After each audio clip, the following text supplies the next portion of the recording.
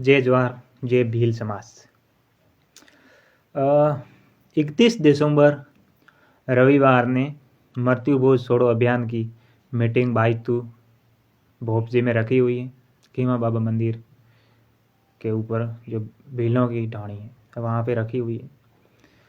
तो ज़्यादा से ज़्यादा संख्या में वहाँ पर चलना है और समाज में फैली मृत्यु भोज कुरीति जो काफ़ी हद तक गलत हैं, जो समाज को खोखला करती है। वैसे काफ़ी समाज में अपनी भील समाज की बात की जाए तो सोटन साइड, गडड़ा साइड, बाड़मेर काफ़ी जगह बंद हुई है। और अदर समाज की अगर बात करें तो मेघवाल समाज में भी गुड़ा माल्यानी साइड काफ़ी गांवों में बंद है। सिवाना साइड काफ़ी समाजों में बंद है। तो और भी हम अगर कोई धर्म गुरुओं की बात करें, यहाँ धर्म ग्रंथों की बात करें तो उसमें भी मृत्यु भोज का कोई जिक्र नहीं है, कोई नहीं है कि मृत्यु भोज करना चाहिए।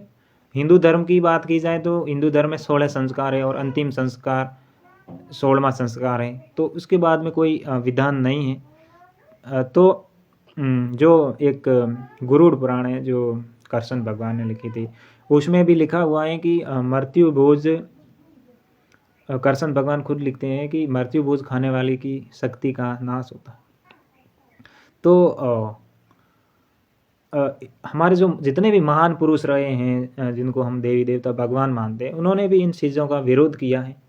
और हमारे जो स्टेट गवर्नमेंट हैं जो 1950 के अंदर 1960 के अंदर एक प्रावधान लागू किया था कि 1960 मृत्यु भोज अधिनियम, उसमें यह लिखा हुआ था कि मृत्यु भोज बंद होना चाहिए। इसमें काफ़ी समाजों को काफ़ी मुश्किलों का सामना करना पड़ता है। एक तो घर से इंसान चला जाता है और दूसरी तरफ उसको कर्ज देने से डूबना पड़ता है, उनको गहना बिक जाता है, ज़मीनें बिक जाती है। तो सरकार ने बहुत एक अच्छा फैसला लिया था, फिर भी लोग नहीं माने और ये धड़ल्ले से होते आ रहे हैं। फिर कोविड जब 2019 के अंदर जब कोरोना काल आया तो उस टाइम अशोक गहलोत सरकार ने भी इस पर थोड़ा एक्शन लिया और काफ़ी जगह पर बंद भी करवाया और उसके बाद में और थोड़ा कानून में ढील आई और काफ़ी लोग फिर से शुरुआत हुई और काफ़ी जगह हो रहा है, धड़ल्ले से हो रहा है। तो गवर्नमेंट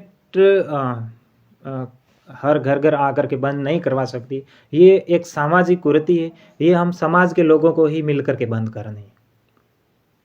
तो हमें इस पर समाज के लोगों को एक्शन लेनी चाहिए और इनको बंद करना चाहिए।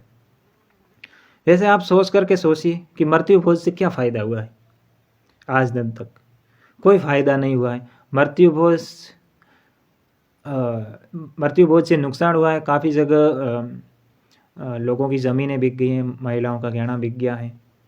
तो मृत्यु भोज से 0% फ़ायदा नहीं है, नुकसान ही नुकसान है।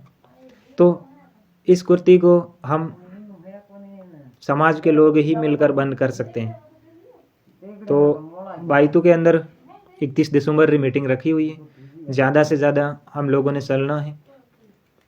काफ़ी लोग विरोध भी करेंगे, अड़चनें मुश्किलें आएंगी सामने, लेकिन उनसे बिल्कुल घबराना डरना नहीं है।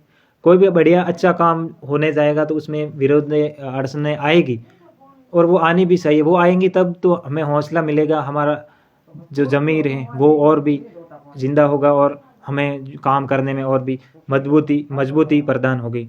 तो विरोध होना चाहिए, करने वालों को धन्यवाद है और हमें ये काम करना है। और लेकिन केरी इच्छा है और केरी आस्था है, भावना है कि मैं तो मृत्यु भोज करोला, तो उसमें हम लोग बिल्कुल भी कदई रोक नहीं रहे हैं, उनको मना नहीं करेंगे।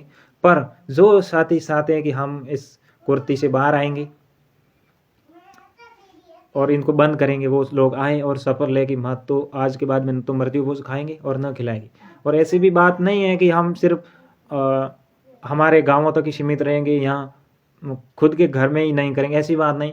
अदर समाज के अंदर भी कहीं मृत्यु भोज होगा तो हम नहीं खाएंगे। मृत्यु भोज तो एक मृत्यु भोज ही है। क्योंकि एक तरफ तो एक इंसान की मृत्यु हुई और हम जला करके घर आते हैं, सही स्नान ही नहीं करते, और हम लोग बस थाली लेके, घी लेके, गंगों की रोटी उसमें शक्कर वगैरह डाल के सूर के और सब्जियां वगैरह हम लोग खा रहे हैं, एक तरफ डोडा पी रहे हैं लोग।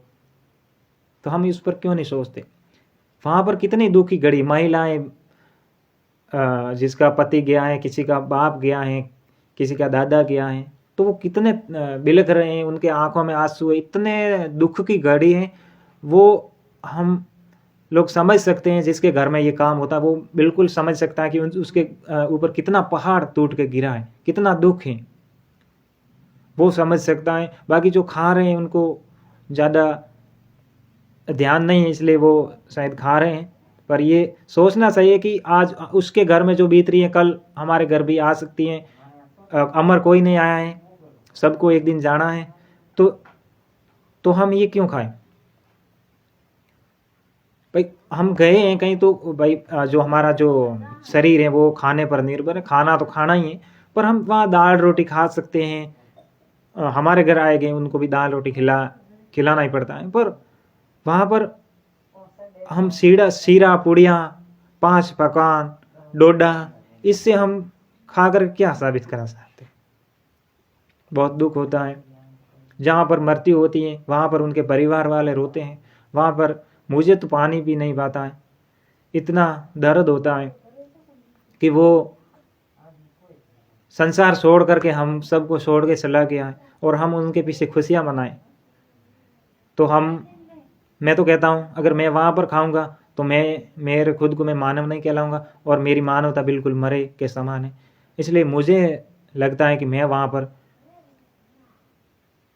ये घी वगैरह, 5 पकवान, नशीले पदार्थ उस घर में मैं बिल्कुल भी नहीं खाऊंगा। और भी कहने लागे, गहराइयों में जाए, सोचे और ये मत चिंतन मनन करे तो लागे बिल्कुल ये कुर्ती है। और भी लोगों ने कहने लागे कि भाई सही है परंपरा और होनी चाहिए, तो उन्होंने और भी अध्ययन करने की जरूरत है। सब जितना भी धर्म है यहाँ पर भारत में, धर्म रे ग्रंथ पढ़े, हाँ धर्मराज कोई धर्म गुरु है उन्होंने विचार पढ़े। हिंदू धर्म रे जितने भी महान पुरुष हैं जो अभी नहीं हैं, जो देवलोक बन गए हैं, और अभी वर्तमान में जो हमारे साधु संत बैठे हैं, उनसे भी आप अगर पूछोगे तो वो भी यही बताएंगे कि मृत्यु भोज समाज में बहुत गलत है। और कोई हमारे समाज के पढ़े लिखे सीनियर्स हैं, उनसे भी आप पूछेंगे तो वो भी यही बताएंगे कि मृत्यु भोज काफ़ी हद तक समाज में गलत है और ये बंद होना चाहिए। तो ये हम समाज के सब मिलकर के ही करते हैं और सब मिलकर के ही खाते हैं। तो इसमें ऐसे नहीं कि एक बंदा उसके घर में नहीं करेगा और वो किसी को नहीं खिलाएगा और वो दूसरी जगह खाएगा, तो वो ऐसा नहीं कि वो बंद हो गया। इसमें हमें ये चाहिए कि हम सब मिलकर के खाते हैं और सब मिलकर के करते हैं, तो हम सब मिलकर के ही शपथ लें, तो हम सब इस काम में सफल होंगे। और कोई कहने वाला भी नहीं होगा कि आपने खाया है ना, हमें भी खड़ा हो। तो हम सब मिलकर के बंद करेंगे तो कौन कहने वाला होगा? और ऐसे 1 2 3 कहेंगे तो हम ज़्यादा होंगे इस चीज़ में एग्री, तो वो उनकी बात नहीं रहेगी। तो बात सिर्फ खर्चे की बात ही नहीं है। कोई लोग कहते हैं कि ज़्यादा ये बात खर्चे से डरते लोग बंद कर रहे हैं। बात सिर्फ खर्चे की नहीं है, बात ये है कि मृत्यु भोज एक समाज में कलंक है। बाकी खर्चे की रही बात, तो जितने भी मृत्यु भोज में जो पैसे एंड करते हैं वो सही जगह आप लगा सकते हो। धर्म पुण्य के अनेक रास्ते हैं। आप गायों को गुड़ दे सकते हो, पशु पक्षियों की रक्षा कर सकते हो। बाकी मैं तो ये बिल्कुल भी नहीं मानूंगा कि किसी की मृत्यु पर आप किसी को डोडा पिलाते हो या 5 पकवान करते हो तो उसमें बिल्कुल भी धर्म पुण्य होता है। मैं तो बिल्कुल भी नहीं मानता हूँ। धर्म पुण्य के और भी बहुत रास्ते हैं। हम लोग हरिद्वार जाके आते हैं, ऊपर से हम हमारा मैल धो लेते हैं। हमारे अंदर कितनी बुराइयाँ वो हम बिल्कुल साफ नहीं करते। घर आकर के हम पापेड़ा करते हैं, जीव जंतुओं को मारते हैं। हम दारू पीते हैं, हम नशीले पदार्थ का सेवन करते हैं, तो फिर हमारे वहाँ गंगा में नहाने से कौन सा हमारा पवित्र हो गया? पवित्र हमारी आत्मा को करना है और हमें ये जो कुर्ती है ये ख़त्म करनी है। बाकी जो ये जीव जंतु पशु पक्षी हुआ है, हम अगर इनकी रक्षा करते हैं, इनके प्रति हमारी दया भाव है, पर्यावरण के प्रति हमारी अच्छी सोच है, दया भाव है, तो हम एक अच्छे मानव हैं।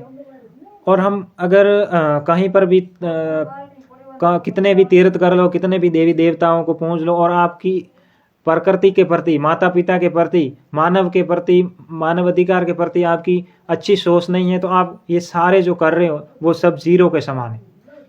अगर आप माता पिता की कदर भाव, माता पिता की सेवा और पर्यावरण की रक्षा में, जीव जंतुओं की रक्षा में थोड़ा बहुत भी अगर योगदान है, तो आपको ये जितने भी फालतू की बातें हैं ये करने की आवश्यकता नहीं पड़ेगी।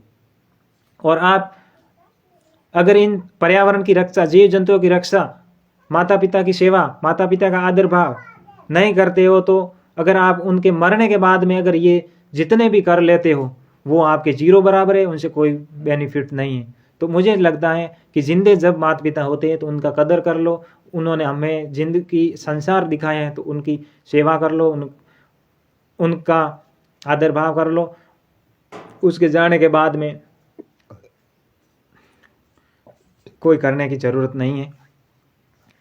तो सभी को जय जवाहर, जय भील समाज। मैं रमेश भील नौसर से सभी को थैंक यू।